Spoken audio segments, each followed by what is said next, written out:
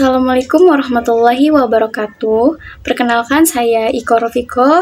Saya dari Prodi PGSD dengan NIM 8622410088. Di sini saya akan menjawab beberapa soal yang mana untuk memenuhi tugas UTS MK Pedagogik, yang mana dosen pengampunya yaitu Ibu Hilda Daniartika Nurma Ardi. Selamat menyaksikan. Saya akan jawab soal yang pertama.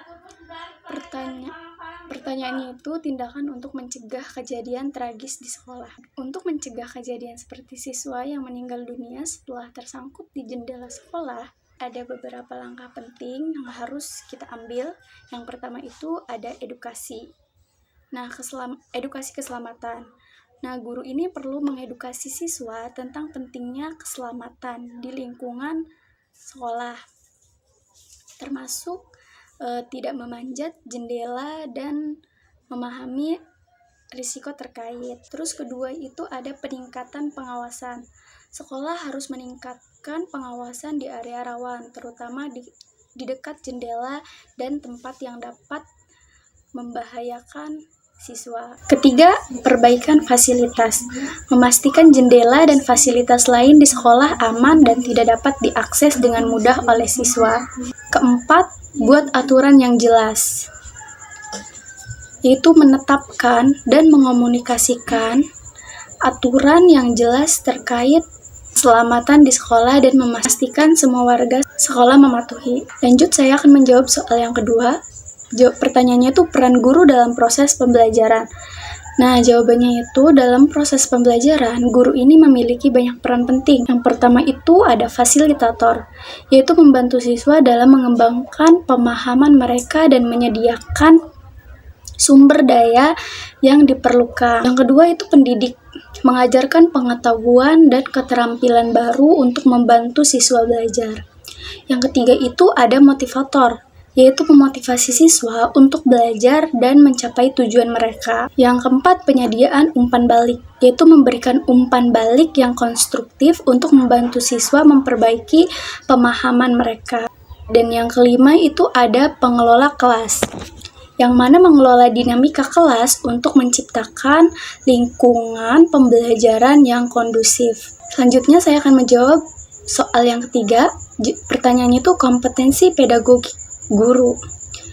Di sini ada 10 kompetensi pedagog guru. Yang pertama itu pahami karakteristik siswa, misalnya mengenali kebutuhan siswa dan menyesuaikan metode pengajaran sesuai dengan kemampuan mereka. Yang kedua itu ada perencanaan pembelajaran, menyusun rencana pembelajaran yang terstruktur dan komprehensif.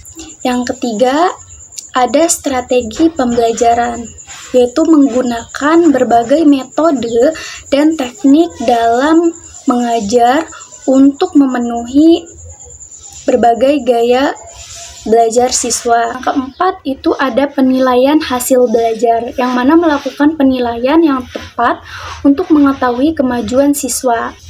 Kelima itu ada pengelolaan kelas, membuat atmosfer kelas yang positif dan mendukung. Keenam itu membangun hubungan dengan siswa, yaitu menjalin komunikasi yang baik dengan siswa untuk meningkatkan keterlibatan. Ketujuh itu penerapan teknologi. Penerapan teknologi pendidikan, yaitu mengintegrasikan teknologi untuk mendukung suatu pembelajaran. Yang 8 itu harus ada refleksi pembelajaran, yang mana melakukan refleksi terhadap proses mengajar untuk perbaikan di masa depan. Yang 9 itu ada kompetensi profesional, yaitu terus mengembangkan diri melalui pelatihan dan pendidikan berkelanjutan. Dan yang terakhir itu kemampuan beradaptasi, yaitu menyesuaikan metode pengajaran berdasarkan kebutuhan dan tantangan yang dihadapi oleh siswa. Contoh implementasinya itu dapat berupa menyusun rencana pembelajaran yang berbasis proyek atau menggunakan teknologi dalam pengajaran. Saya akan menjawab soal yang keempat. Pertanyaannya itu pengalaman dengan alat pendidikan non-material. Nah, jawaban saya itu pengalaman saya ketika mendapatkan penghargaan di kelas itu sangat berkesan. Nah, penghargaan tersebut ini berkaitan dengan keberhasilan saya dalam mengikuti lomba kerajinan. Dampaknya itu saya merasa lebih percaya diri dan termotivasi untuk terus belajar. Nah, penghargaan ini juga mengajarkan saya pentingnya usaha dan dedikasi dalam mencapai sesuatu. Selanjutnya saya akan menjawab pertanyaan yang terakhir, yaitu teori belajar.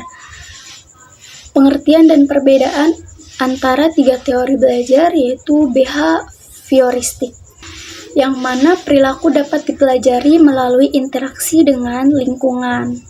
Konsepnya ini penguatan positif dan negatif untuk membentuk perilaku.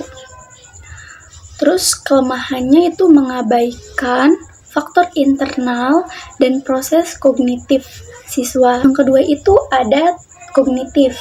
Dasar pemikirannya ini menekankan proses mental dalam belajar, seperti memori dan pemahaman. Konsepnya itu belajar adalah proses aktif konstruksi pengetahuan, dan kelemahannya itu bisa kompleks dan sulit diukur. Yang ketiga itu ada konstruktivistik, yang mana dasar pemikirannya itu pengetahuan dibangun melalui interaksi sosial dan pengalaman. Konsep belajar ini terjadi dalam konteks sosial dan harus relevan dengan pengalaman nyata. Nah, kelemahannya ini mungkin sulit untuk diterapkan secara sistematis dalam pengajaran formal. Mungkin hanya itu saja pertanyaan yang dapat saya jawab. Wabillahi taufiq wal hidayah. Wassalamualaikum warahmatullahi wabarakatuh.